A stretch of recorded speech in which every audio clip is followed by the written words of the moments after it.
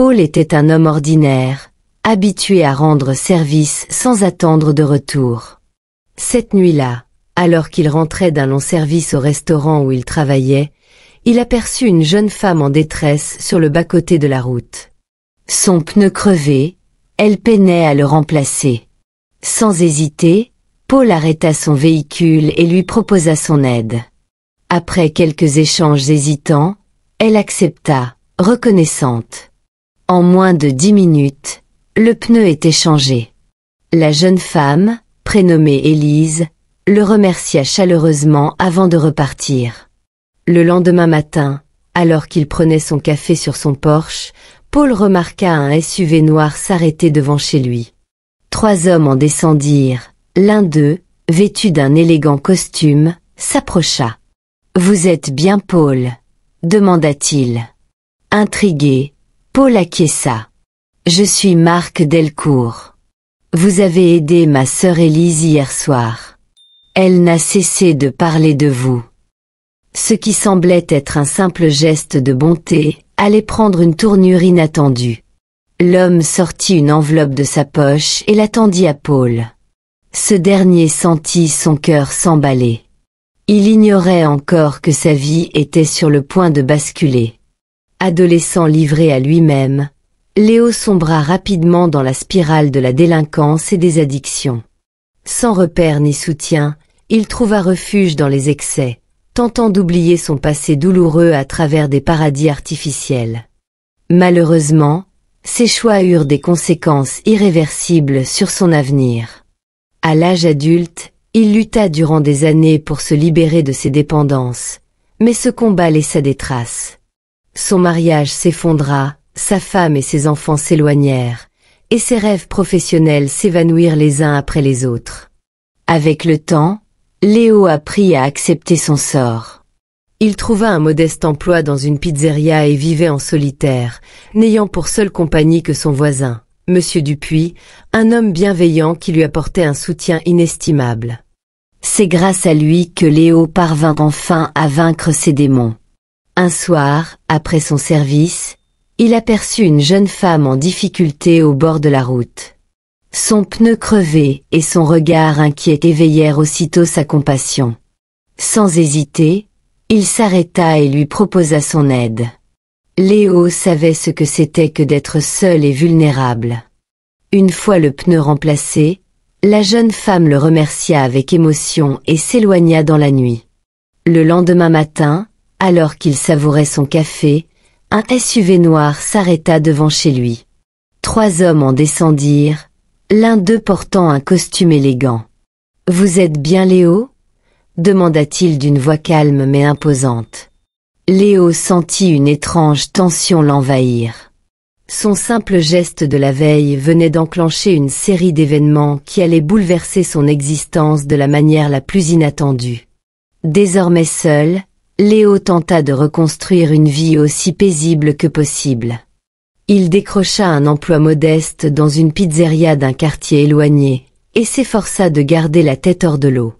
Sans famille ni véritables amis, il trouvait un peu de réconfort auprès de son voisin, Monsieur Dupuis, un homme d'âge mûr qui lui avait tendu la main lorsque tout semblait perdu. C'est grâce à lui qu'il avait réussi à décrocher ce travail et à rester sur le droit chemin. Les jours se ressemblaient, rythmés par le travail et les rares visites chez Monsieur Dupuis. Mais une nuit, alors qu'il rentrait tard après son service, il aperçut une voiture arrêtée sur le bas-côté. Une jeune femme tentait, non sans mal, de changer un pneu crevé. Léo hésita un instant, mais son instinct le poussa à s'arrêter. Il savait mieux que quiconque ce que signifiait être seul et démuni. Sans attendre, il proposa son aide. D'abord méfiante, la jeune femme finit par accepter. Tout en remplaçant le pneu, ils échangèrent quelques mots. Léo parla peu de lui, mais la sincérité de son regard n'échappa pas à son interlocutrice. Une fois la réparation terminée, elle le remercia chaleureusement et s'éloigna dans la nuit. Le lendemain matin, alors qu'il profitait d'un rare moment de repos, un SUV noir s'arrêta devant chez lui. 3 hommes en descendirent, l'un d'eux vêtu d'un costume impeccable. « Vous êtes bien Léo ?» demanda-t-il avec sérieux. Léo sentit un frisson parcourir son échine. Il était loin d'imaginer que cette rencontre anodine allait bouleverser son existence d'une manière qu'il n'aurait jamais soupçonnée. Paul était l'une des rares personnes à avoir cru en lui malgré son passé tumultueux. C'est lui qui l'avait encouragé à s'éloigner de ses démons et à reprendre une vie plus stable. Reconnaissant, Léo lui rendait souvent service, l'aidant à réparer des objets dans sa maison ou simplement en lui tenant compagnie lors des longues soirées d'hiver. Malgré tout, une profonde solitude continuait de peser sur ses épaules. Un soir, alors qu'il quittait la pizzeria après un service épuisant, il remarqua une voiture arrêtée sur le bord de la route. À côté, une jeune femme tentait vainement de changer un pneu crevé. Il ralentit, hésita. Après tout, il n'avait qu'une envie, rentrer chez lui et s'affaler devant la télévision. Pourtant, en voyant la détresse de la conductrice, il se gara et descendit de son véhicule. « Besoin d'un coup de main ?» demanda-t-il avec bienveillance.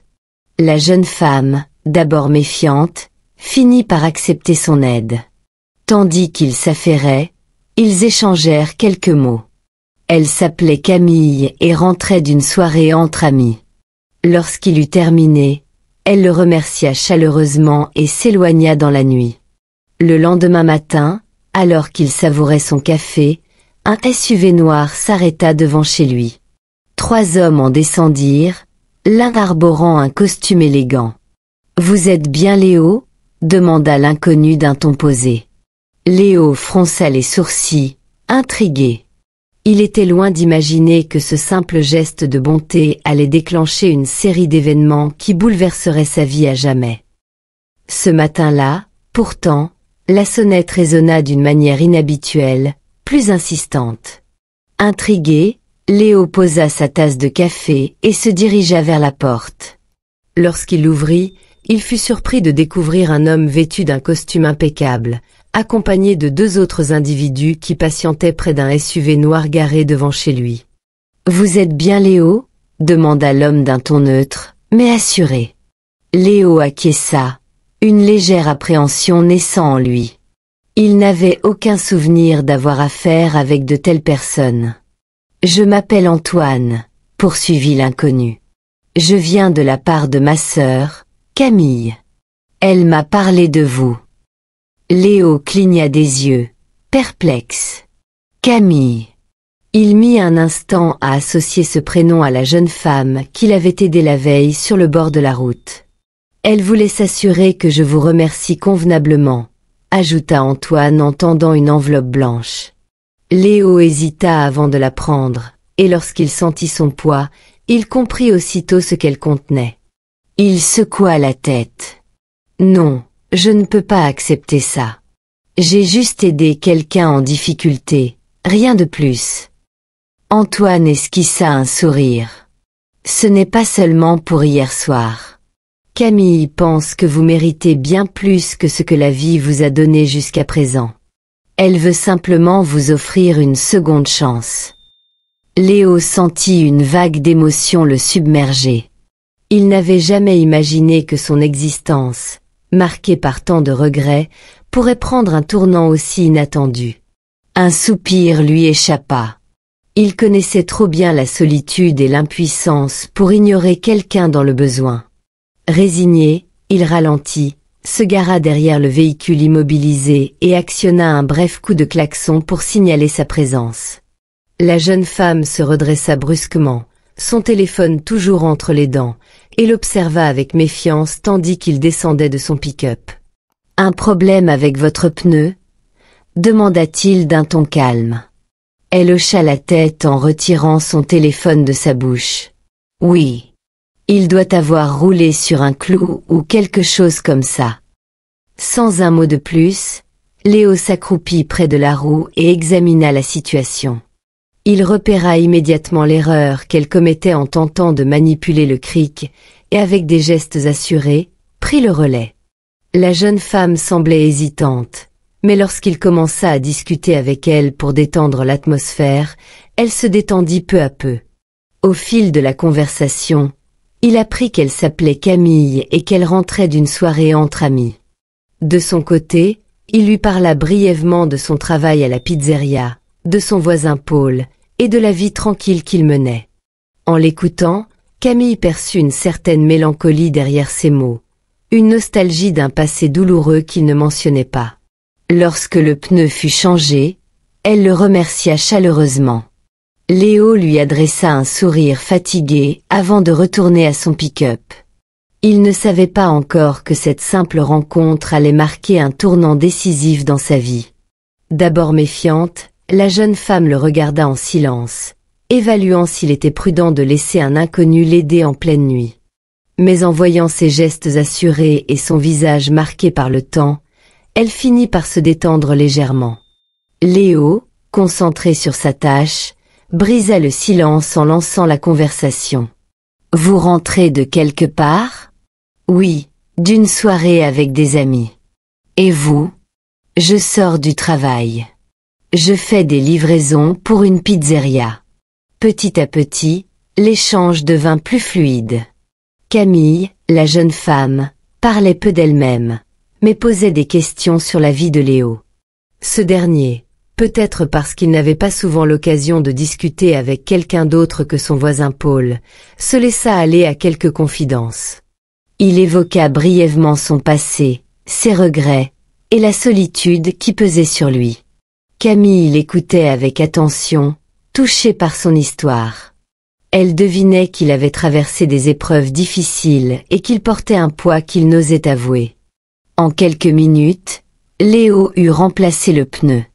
Il se releva en s'essuyant les mains sur son pantalon et lui adressa un sourire. « C'est bon, vous pouvez reprendre la route. » Camille lui lança un regard sincère. « Merci beaucoup, vraiment. Vous êtes une bonne personne. » Léo haussa les épaules, peu habitué aux compliments. Sans savoir que cet acte de bonté, aussi banal lui semblait-il, allait bouleverser le cours de son existence. Au fil de la discussion, Camille sentit une profonde sincérité dans la voix de Léo. Son regard fatigué, marqué par les épreuves, trahissait un passé difficile, mais aussi une certaine résilience. Elle comprit qu'il n'était pas simplement un vieil homme solitaire, mais quelqu'un qui avait vécu des moments de grande souffrance et qui, malgré tout, continuait à avancer. Léo, quant à lui, appréciait cet échange inattendu. Il n'avait pas souvent l'occasion de parler de lui, encore moins avec une personne aussi attentive. L'espace d'un instant, il oublia sa routine morne et sentit un lien, aussi éphémère soit-il, se tisser entre eux. En un rien de temps, le pneu fut changé. Léo se redressa, s'essuya les mains et adressa un sourire discret à Camille. « Voilà, c'est réglé. Vous devriez pouvoir rentrer sans problème. » Camille, soulagée, lui adressa un sourire sincère. « Je ne sais pas comment vous remercier. Sans vous, j'y serais encore. »« Ce n'est rien, » assura Léo. « Faites juste attention sur la route. » Elle hocha la tête, puis, avant de monter dans sa voiture, elle le regarda une dernière fois. « Vous êtes quelqu'un de bien, Léo. » Il resta silencieux, touché sans savoir quoi répondre. Tandis qu'elle s'éloignait, il ne se doutait pas que ce simple geste allait bientôt bouleverser son existence d'une manière totalement inattendue. De retour chez lui, Léo se laissa tomber dans son fauteuil avec un soupir de satisfaction. Il alluma la télévision, mais son esprit était ailleurs. Cette rencontre imprévue lui avait procuré un sentiment de chaleur qu'il n'avait pas ressenti depuis longtemps. Aider cette jeune femme, discuter avec elle sans filtre ni jugement, lui avait rappelé à quel point les liens humains, même fugaces, pouvaient être précieux. Le lendemain matin, il se réveilla plus tôt que d'ordinaire. Après avoir fait ses exercices habituels dans son petit jardin, il s'occupa de quelques tâches ménagères avant de se préparer un café. C'était son jour de congé, et il comptait le passer tranquillement, peut-être en rendant visite à Paul dans l'après-midi. Alors qu'il regardait distraitement une émission comique à la télévision, un bruit attira son attention. Quelqu'un frappait doucement à sa porte. Fronçant les sourcils, Léo se demanda qui cela pouvait bien être. Paul était au travail, et il ne recevait pratiquement jamais de visiteurs. Intrigué, il se leva et ouvrit la porte. Sur le seuil se tenait un homme élégant, vêtu d'un costume impeccable. Derrière lui, un imposant SUV noir était garé devant l'allée. 2 autres hommes attendaient près du véhicule, leur regard scrutateur braqué sur lui. « Vous êtes bien Léo ?» demanda l'homme d'un ton courtois. Léo hocha la tête, méfiant. « Oui. Que puis-je faire pour vous ?» L'homme esquissa un léger sourire avant de répondre. « Je m'appelle Victor.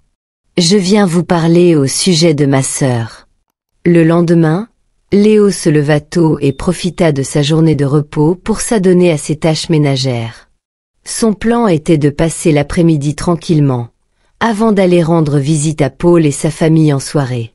Mais en début d'après-midi, un coup léger frappé à sa porte interrompit son émission de comédie.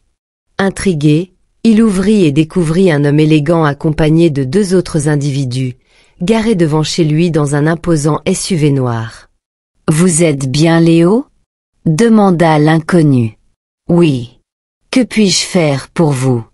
répondit-il, intrigué. « Je suis Marc, le frère cadet de la jeune femme que vous avez aidée hier soir, » dit-il en lui montrant une photo sur son téléphone. « Elle est bien rentrée ? Sans qui, Léo ? » « Oui, et elle n'a cessé de parler de votre gentillesse. Vous lui rappelez énormément notre père disparu, ajouta Marc. Elle a insisté pour que je vienne vous voir aujourd'hui. » Surpris, Léo demanda comment il avait été retrouvé. Marc expliqua qu'il avait mentionné son quartier la veille et qu'il leur avait suffi d'interroger quelques voisins. Puis, il lui tendit une enveloppe blanche. En la touchant, Léo comprit immédiatement de quoi il s'agissait. En l'ouvrant, il confirma ses soupçons et tenta de la rendre à Marc. « Je ne peux pas accepter cela. J'ai simplement aidé une femme en difficulté. C'est sa façon de vous remercier. » « Ne refusez pas, cela lui ferait de la peine, » insista Marc en lui remettant l'enveloppe. Ému aux larmes, Léo serra Marc dans ses bras. « Merci infiniment. Dites-lui combien je suis reconnaissant. Elle viendra vous voir dès son retour de voyage, » assura Marc. Avant de partir, il ajouta. « Une dernière chose. Vous avez toujours rêvé de travailler à Golden Leaf, n'est-ce pas ? Il y a une ouverture avec une formation de 3 mois. J'ai glissé un bon mot pour vous.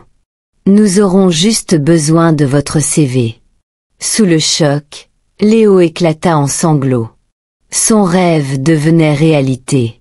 4 mois plus tard, grâce à cette opportunité et à l'aide financière de Sarah, il déménagea dans un meilleur quartier, emmenant avec lui son ami Paul et sa famille, les seuls qu'il considérait comme sa vraie famille. Avec le temps, Sarah et Marc devinrent des proches, traitant Léo comme un père. La vie nous réserve parfois des retours inattendus. Un simple acte de bonté peut transformer une existence.